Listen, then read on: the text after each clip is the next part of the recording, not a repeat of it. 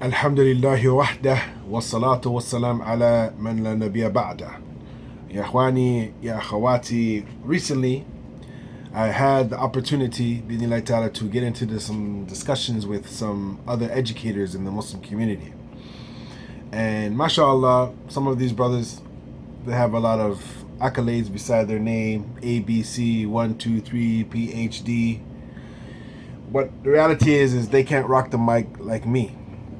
And that's, inshallah ta'ala, the reality, ya ikhwan. Because many of us, we don't understand that content is crucial, but connection is key.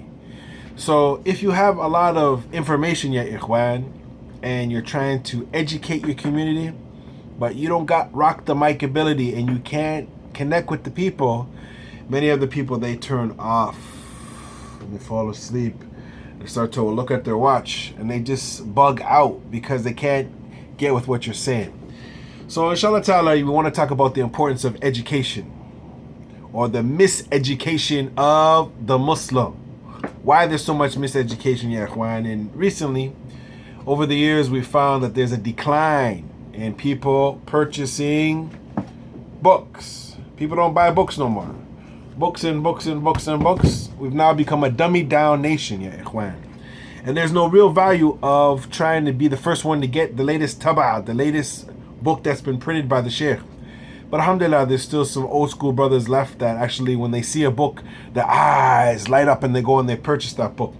So ya ikhwan, I look at the situation and I really believe that if we want to prepare the next generation to be better than us, then we ourselves have to give more of ourselves.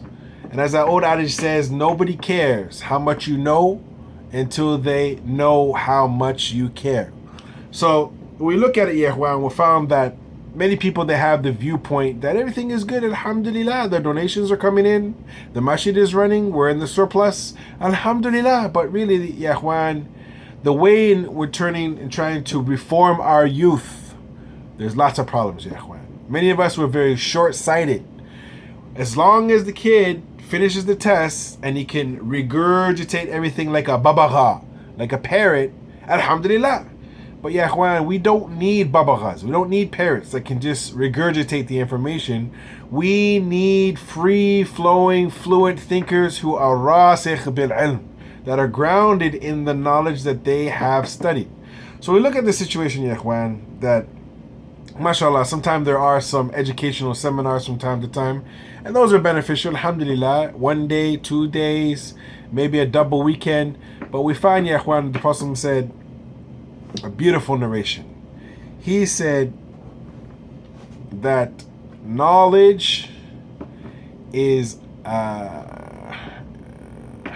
he said, sallallahu alaihi wasallam, the hadith is, I'm trying to bring it up here in the brain. He said, خَيْرَ أَعْمَالْ أَدْوَمُهَا وَإِنْ قَلَّ.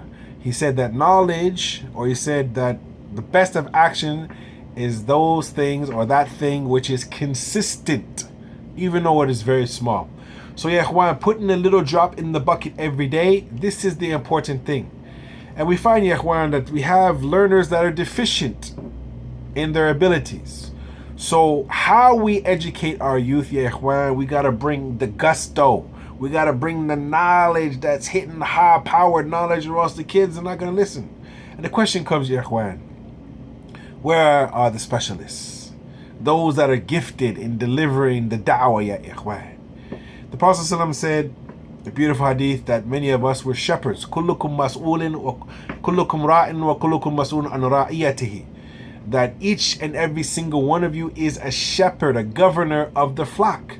So when we look at the situation, ya ikhwan, I'm finding that people's effort and their da'wah is lacking. It is subpar, because they're so caught up in the intellectual stimulant delivery.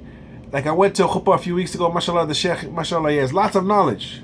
He quoted like 30, 40 ayat in his khutbah. And at the end of the day, it just went over everybody's head.